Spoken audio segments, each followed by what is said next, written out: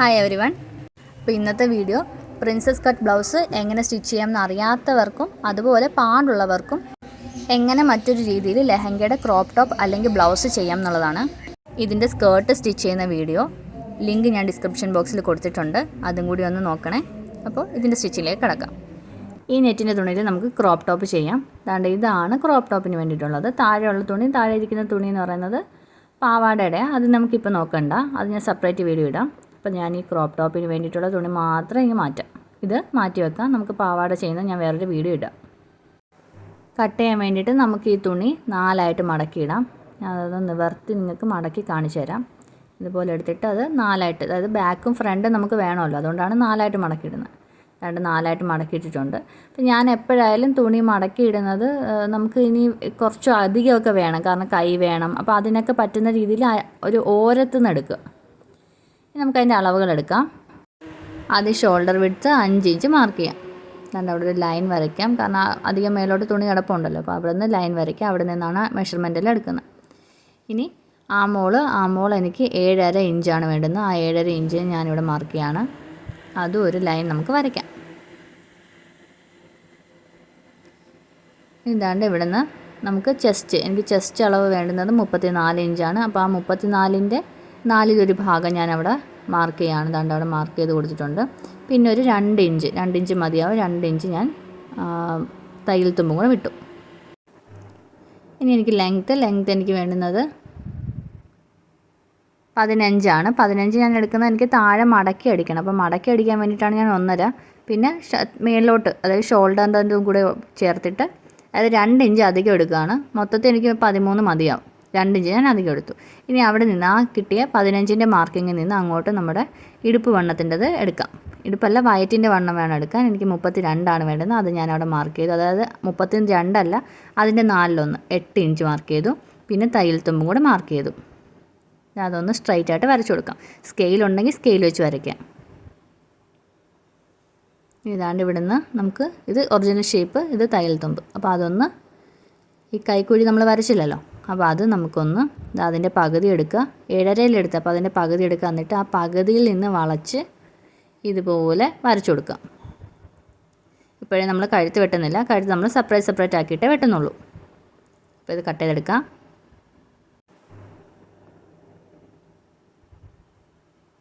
അപ്പോൾ നമുക്ക് ലൈനിങ്ങും കൂടി ഇനി കട്ട് ചെയ്തെടുക്കാം. ലൈനിങ് അതുപോലെ തന്നെ 4ആയിട്ട് മടക്കിയിടുക, എന്നിട്ട് വെട്ടിയെടുക്കാം. അപ്പോൾ സാറ്റിൻ്റെ ലൈനിങ് തന്നെ നെറ്റിൻ്റെ തുണിക്ക് ചോദിച്ച് വാങ്ങിക്കാം. അപ്പോൾ ഈ രീതിയിൽ നമുക്ക് കട്ട് ചെയ്തെടുക്കാം. അപ്പോൾ രണ്ടും കട്ട് ചെയ്തിട്ടുണ്ട്. ഫ്രണ്ടിനും ബാക്കിനും ഉള്ളത് നമുക്ക് കിട്ടിയിട്ടുണ്ട്. നമുക്കത് സെപ്പറേറ്റ് ചെയ്യാം. ഫ്രണ്ട് പോർഷന് വേണ്ടി മാത്രമുള്ള സാറ്റിൻ്റെ ലൈനിങ്ങും നെറ്റിൻ്റെ പീസും ഒന്ന് ചേർത്ത് വെച്ചു. ഫ്രണ്ട് പീസിൻ്റെ കൈക്കുഴി ഇതുപോലെ ഒന്ന് കുഴിച്ച് വെട്ടി കൊടുക്കാം. അപ്പോൾ കഴുത്ത് നമുക്ക് തുണിയിൽ വെട്ടണ്ട, പകരം ആദ്യം ക്യാൻവാസിൽ വെട്ടിയെടുക്കുക. എന്നിട്ട് വെച്ച് തയ്ച്ചിട്ട് വെട്ടിയാൽ മതിയാവും. അപ്പോൾ 6 ഇഞ്ചാണ് അതിൻ്റെ നീളം. പിന്നെ 3 ഇഞ്ച് വീതി. ആ രീതിയിലെടുത്തു. ആദ്യം ഒരു സ്ക്വയർ പോലെ വരയ്ക്കാം. എന്നിട്ട് ഷേപ്പ് ചെയ്ത് വരയ്ക്കാം. കിട്ടിയ ഷേപ്പിൽ കട്ട് ചെയ്തെടുക്കാം. ഇതേ ഷേപ്പിൽ തന്നെ ഒരു 1.5 ഇഞ്ച് വീതിക്ക് നമുക്ക് കട്ട് ചെയ്തെടുക്കാം. ഇതുപോലെ കട്ട് ചെയ്തെടുക്കുക.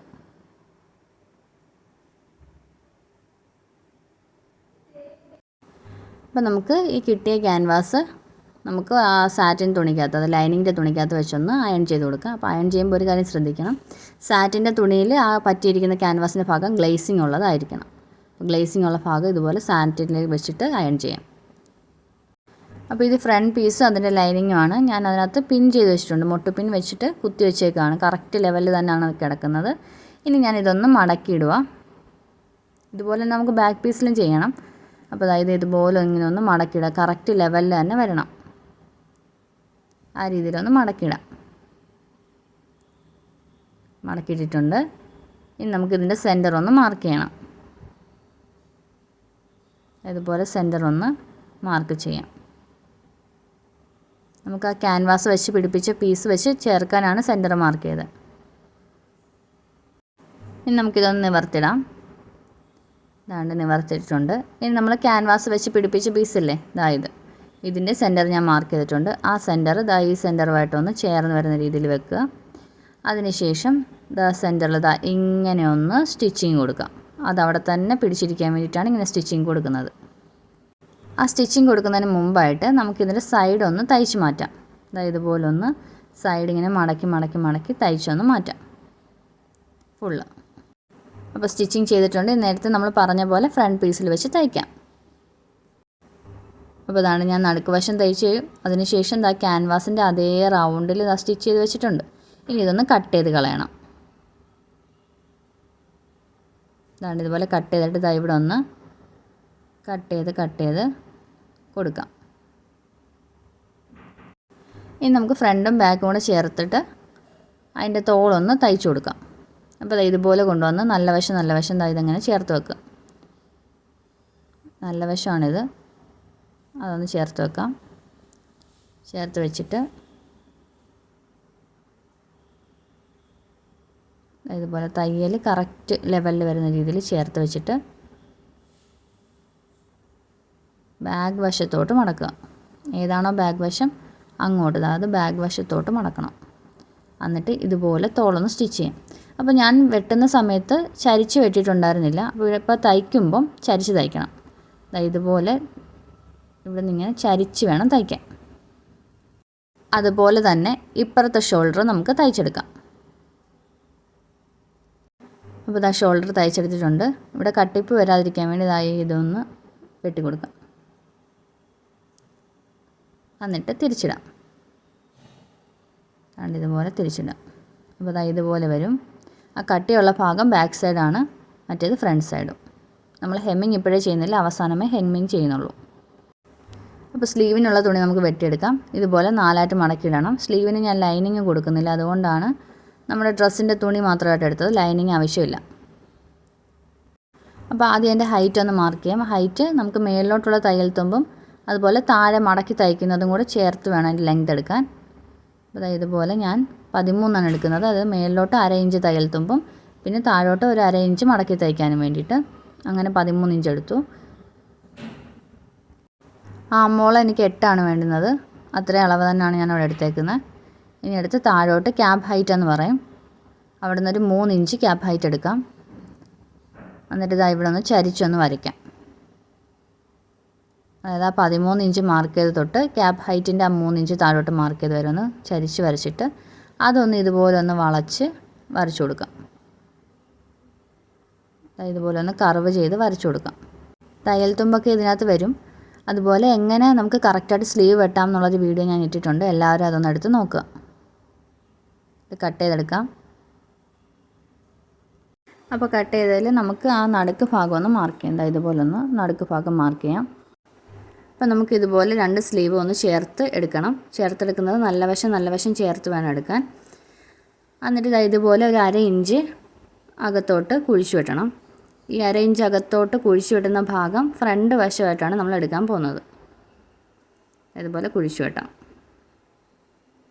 ഇനി തിരിഞ്ഞു പോവാത്ത രീതിയിൽ നമുക്ക് അതിൻ്റെ സ്ലീവ് വെച്ച് പിടിപ്പിക്കാം. അപ്പോൾ ഇത് തോൾഭാഗമാണ്. തോൾഭാഗം ഫ്രണ്ടും ബാക്കും ഒക്കെ കൃത്യമായിട്ട് നോക്കിക്കോണം. നമ്മൾ സ്ലീവിനകത്ത് കുഴിച്ച് വെട്ടിയ ഭാഗം ഫ്രണ്ട് ഭാഗമാണ്. അപ്പോൾ അതുകൊണ്ട് ആദ്യം ചെയ്യേണ്ടത് ഈ സ്ലീവിൻ്റെ നല്ല വശം കൊണ്ടുവന്ന് ഡ്രസ്സിൻ്റെ നല്ല വശമായിട്ട് ഇതുപോലെ ചേർത്തിങ്ങനെ വെക്കണം. അപ്പോൾ നടുക്ക് നമ്മളൊരു മാർക്കിംഗ് കൊടുത്തല്ലോ സ്ലീവിൻ്റെ, അത് ആ തയ്യലുണ്ടല്ലോ തോളിൻ്റെ ആ തയ്യൽ, ആ സ്റ്റിച്ചിങ്ങിൻ്റെ ആ ഒരു ഭാഗത്ത് തന്നെ കറക്റ്റായിട്ടിരിക്കണം. എന്നിട്ട് ഇതിങ്ങനെ പിടിച്ച് അങ്ങോട്ടും തയ്ക്കണം, അതുപോലെ തിരിച്ച് നടുക്കുന്ന ഇങ്ങോട്ടും തയ്ക്കണം. ആ രീതിയിലാണ് തയ്ക്കുന്നത്. വശമൊന്നും തിരിഞ്ഞു പോകരുത്, ഫ്രണ്ടും ബാക്കും ഒന്നും തിരിഞ്ഞു പോകരുത്. അപ്പോൾ അതാണ് ഞാൻ സ്ലീവ് തയ്ച്ചിട്ടുണ്ട്. അപ്പോൾ ഇതിൽ നിങ്ങൾക്ക് കാണാനായിട്ട് പറ്റും. അതാണ് ഞാൻ താഴ്ഭാഗവും കൂടി ഒന്ന് മടക്കി തയ്ച്ചിട്ടുണ്ട്.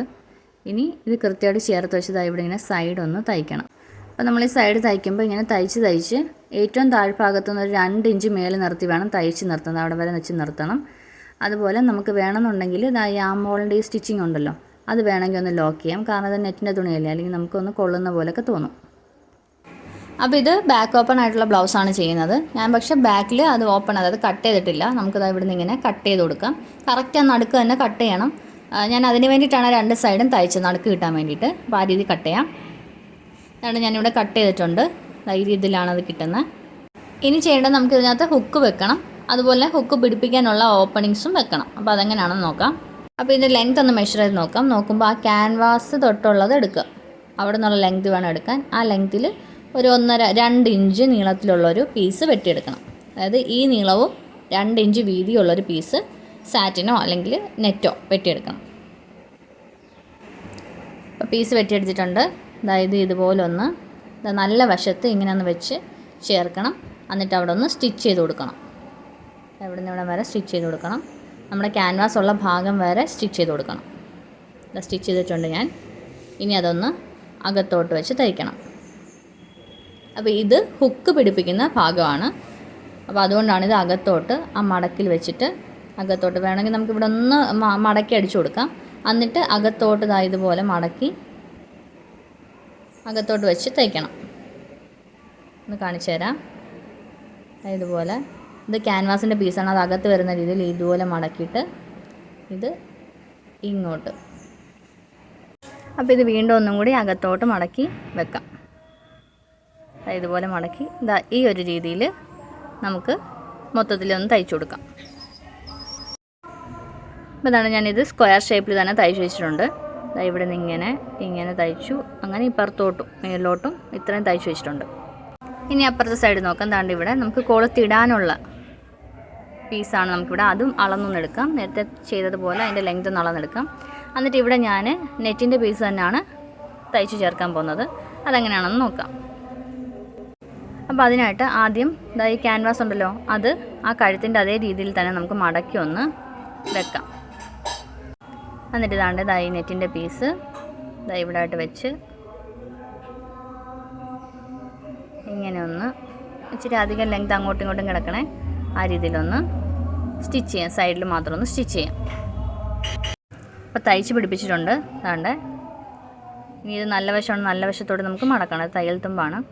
നല്ല വശത്തോട് ഇതുപോലെ ഒന്ന് ആദ്യം ഈ തുണി ഒന്ന് മടക്കണം. ഇതുപോലെ ഒന്ന് മടക്കിയിട്ട് ആ തയ്യൽ തുമ്പ് വരെ നിൽക്കുന്ന രീതിയിൽ മടക്കിയിട്ട് പിന്നെ ഒന്നും കൂടി തയ്യൽ തുമ്പിൻ്റെ ഭാഗം വെച്ച് ഒന്നും കൂടി ഇതുപോലെ ഒന്ന് മടക്കണം. എന്നിട്ട് നേരെ അങ്ങ് സ്റ്റിച്ച് ചെയ്യുമല്ല. സ്റ്റിച്ച് ചെയ്യുന്നതായി ഇവിടെ സൈഡിൽ നമ്മൾ തയ്ച്ചു കൊടുക്കും. ഈ വശം തയ്ക്കരുത്. ഇവിടെ നിന്നിട്ട് ഇങ്ങനെ വന്ന് വി ഷേപ്പിൽ ഇടയ്ക്കിടയ്ക്ക് ഓരോ വി ഷേപ്പ് വരുന്ന രീതിയിൽ ഇവിടെ നിന്ന് തയ്ച്ച് ഇങ്ങനെ വന്ന് ഇവിടെ ഒരു വി ഷേപ്പ്, പിന്നെ ഇങ്ങനെ വന്നിട്ട് വീണ്ടും ഒരു വി ഷേപ്പ്, പിന്നെ ഇങ്ങനെ വന്നിട്ട് വീണ്ടും കറക്റ്റ് ഒരേ ലെങ്തിൽ വെച്ച് ഇങ്ങനെ വി ഷേപ്പ് തയ്ച്ച് പോകണം. അത് ഒറ്റ തയ്യൽ തന്നെ അങ്ങ് നിൽക്കണം. അങ്ങനെ താഴെ വരെ വി ഷേപ്പ് വേണം. ഇപ്പോൾ ഹുക്കിൻ്റെ കാര്യമെല്ലാം കഴിഞ്ഞു. ഇനി നമുക്ക് ഹുക്ക് പിടിപ്പിച്ചാൽ മതി. ഇനി നമുക്കത് ആ താഴ്വശം തയ്ക്കാം. ടോപ്പിൻ്റെ താഴ്വശം നമ്മൾ തയ്ച്ചിട്ടുണ്ടായിരുന്നില്ല. പകരം അത് തയ്ക്കാൻ വേണ്ടിയിട്ട് ഒരു 2 ഇഞ്ച് ഞാൻ സൈഡ് തയ്ച്ചപ്പോൾ വിട്ടിരുന്നു. അവിടെ ഇതുപോലെ മടക്കി ഒന്ന് താഴ്വശം ഒന്ന് തയ്ക്കാം. ഇനി ഫ്രണ്ട് ഭാഗം ഇതുപോലെ ഒന്ന് മടക്കിയിടണം. എന്നിട്ട് ഇവിടെ നിന്നൊരു 3.5 ഇഞ്ച് മതിയാവും. 3.5 ഇഞ്ച് ഇവിടെ ഒന്ന് മാർക്ക് ചെയ്യണം. താഴ്വശത്താണ് മാർക്ക് ചെയ്തത്. മാർക്ക് ചെയ്തിട്ട് അവിടെ നിന്ന് മേളിലോട്ട് ഒരു 4 ഇഞ്ച് മേളിലോട്ട് ഒന്ന് മാർക്ക് ചെയ്യാം.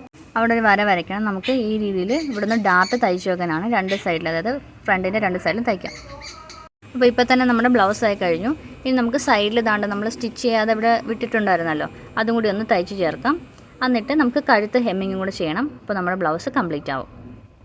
അപ്പോൾ തയ്ച്ച ബ്ലൗസിൻ്റെ ഫോട്ടോ ആണ് ഞാൻ തംബ്നെയിൽ ഇട്ടിരുന്നത്. ഈ ഒരു ബ്ലൗസ് പ്രിൻസസ് കട്ടിൻ്റെ അത്രയും പ്രയാസമില്ല, ആർക്കും തയ്ക്കാവുന്നതേ ഉള്ളൂ.